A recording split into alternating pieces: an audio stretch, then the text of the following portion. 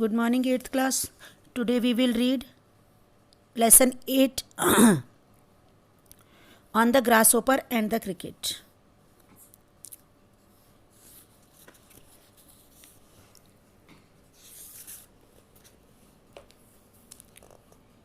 The poetry of the earth is never dead when all the birds and faint with the hot sun.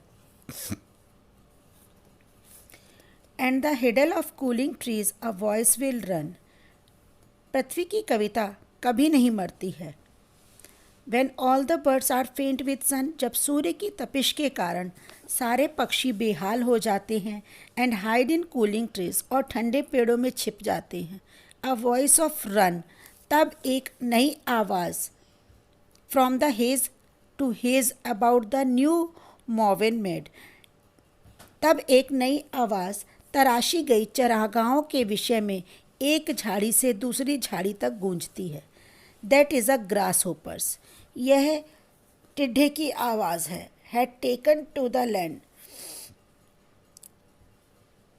In summer luxury he has never done with his delights, for when tired out with fun, he rests at case beneath some pleasant reed. गर्मियों में आराम में भी उसकी प्रसन्नता कभी समाप्त नहीं होती, बल्कि जब भी वह अपनी प्रसन्नता से थक जाता है तो किसी घास के पत्ते के नीचे आसानी से आराम करता है. Stanza 2.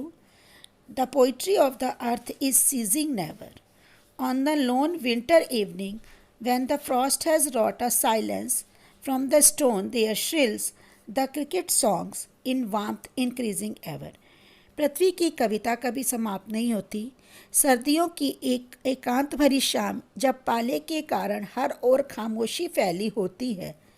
The cricket song is warmth in increasing ever. पत्थरों से झींगुर के गीत ऊंचे स्वर में सुनाई पड़ता है. And seems to on the drowsiness half lost the grasshoppers among some grassy hills.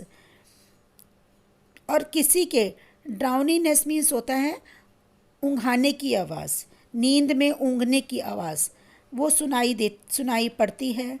The grasshopper among some grassy hills, इसी बीच सारा समय टिड्ढा घास की किसी पहाड़ी पर सो रहा होगा.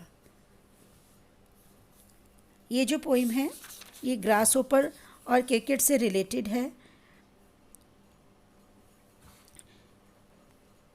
इसमें ये कहा है कि पृथ्वी की कविता समाप्त नहीं होती. यह दो ऋतुओं के बीच में चक्कर काटती रहती है, सर्दी और गर्मी. मतलब कुछ जीव सर्दियों में बाहर निकलते हैं और कुछ गर्मियों में. जो गर्मियों से परेशान हो जाते हैं वो पेड़ों में छुप जाते हैं, और जो सर्दी से परेशान हो जाते हैं वो कहीं पत्थरों के बीच में जा कर के छुप जाते हैं. तो I hope you will understand this. Bye, have a nice day.